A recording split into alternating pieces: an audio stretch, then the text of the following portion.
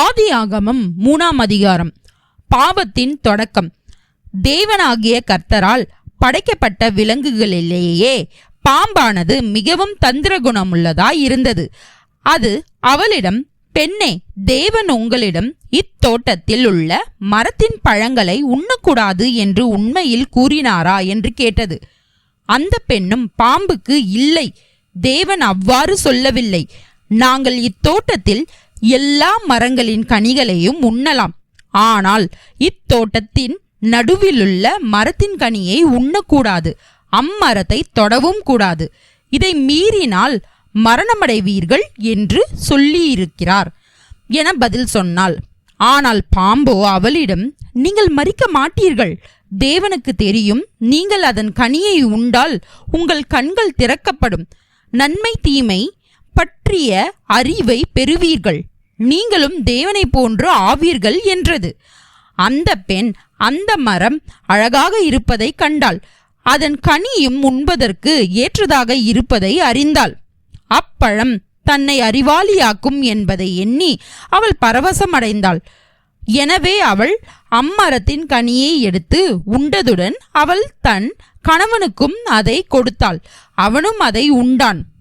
இதனால் அவர்களின் கண்கள் திறந்தன. அவர்கள் தாங்கள் ஆடையில்லாமல் நிர்வாணமாக இருப்பதை அறிந்து கொண்டனர். எனவே அவர்கள் அத்தி மரத்தின் இலைகளை எடுத்து அவற்றை தைத்து ஆடையாக அணிந்து கொண்டனர்.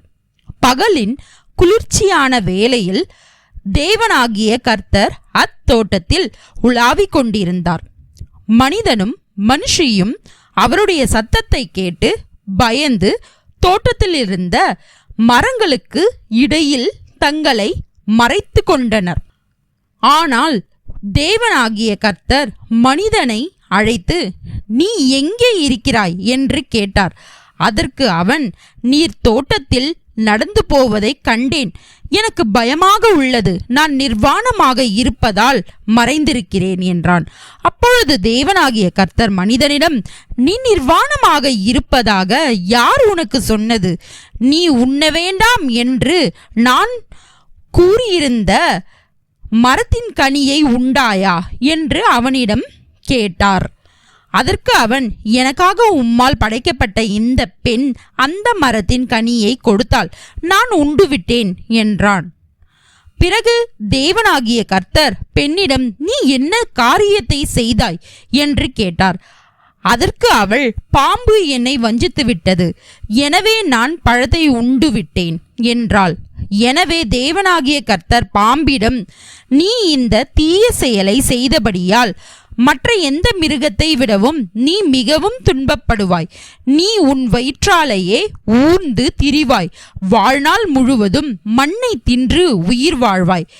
உனக்கும் பெண்ணுக்கும் பகையை உண்டாக்குவேன். அதோடு உன் பிள்ளைகளுக்கும் அவள் பிள்ளைகளுக்கும் பகையை உண்டாக்குவேன். அவள் பிள்ளையின் காலை நீ கடிப்பாய், அவர் உன் தலையை நசுக்குவார் என்று சொன்னார். பிறகு தேவனாகிய கர்த்தர் பெண்ணிடம், நீ கருவுற்றிருக்கும் போது உனது வேதனையை அதிகப்படுத்துவேன். அதுபோல் நீ பிரசவிக்கும் போது அதிக வேதனைப்படுவாய். உனது ஆசை உன் கணவன் மேலிருக்கும், அவன் உன்னை ஆளுகை செய்வான் என்றார். பின்பு தேவனாகிய கர்த்தர் ஆணிடம், அந்த மரத்தின் கனியை உண்ணக்கூடாது என்று உனக்கு ஆணையிட்டிருந்தேன். ஆனால் நீ உன் மனைவியின் பேச்சை கேட்டு அந்த கனியை உண்டுவிட்டாய். ஆகையால் உன் நிமித்தம் இந்த பூமி சபிக்கப்பட்டிருக்கும். எனவே நீ உயிரோடு இருக்கும் நாளெல்லாம் மிகுந்த கஷ்டத்துடன் பூமியின் பலனை பெறுவாய். இந்த பூமி உனக்கு முள்ளையும் களையையும் தரும். விளையும் பயிர்களை நீ உண்பாய். உனது முகம் வேர்வையால் நிறையும்படி கஷ்டப்பட்டு உழைத்து உனது உணவை உண்பாய். மரிக்கும் வரை நீ கஷ்டப்பட்டு உழைப்பாய். உன்னை மண்ணால் உருவாக்கினேன். நீ மரிக்கும் போது மீண்டும் மண்ணுக்கே திரும்புவாய் என்றார். ஆதாம் தன் மனைவிக்கு ஏவாள் என்று பெயரிட்டான். ஏனென்றால் அவள் உயிரோடுள்ள அனைவருக்கும் தாயாக விளங்குபவள். தேவனாகிய கர்த்தர் மிருகங்களின் தோலை ஆடையாக்கி அவனுக்கும் அவளுக்கும் அணிந்து கொள்ள கொடுத்தார். பின்பு தேவனாகிய கர்த்தர், இதோ, நன்மை தீமை அறிந்தவனாக மனிதன் நம்மில் ஒருவரைப் போல் ஆனான். இப்பொழுது மனிதன் ஜீவ மரத்தின் பழத்தை எடுத்து உண்டால் என்றென்றும் உயிரோடு இருப்பான் என்றார். ஆகையால் அவர்களை தேவனாகிய கர்த்தர் ஏதேன் தோட்டத்தை விட்டு வெளியேற்றினார். ஆதாம் ஏதேன் தோட்டத்தை விட்டு வெளியேறி தான் உருவாக்கப்பட்ட மண்ணிலேயே உழைக்கும்படி வலியுறுத்தப்பட்டான். தேவனாகிய கர்த்தர் அவர்களை ஏதேன் தோட்டத்தை விட்டு துரத்திவிட்டு அதனை பாதுகாக்க தோட்டத்தின் நுழைவாசலில் கேருபீன்களை வைத்தார். அதோடு தேவனாகிய கர்த்தர் நெருப்பு வாளையும் வைத்தார். அது மின்னிக்கொண்டு ஜீவ மரத்துக்கு செல்லும் வழியை சுற்றி காவல் செய்தது. ஆமேன்.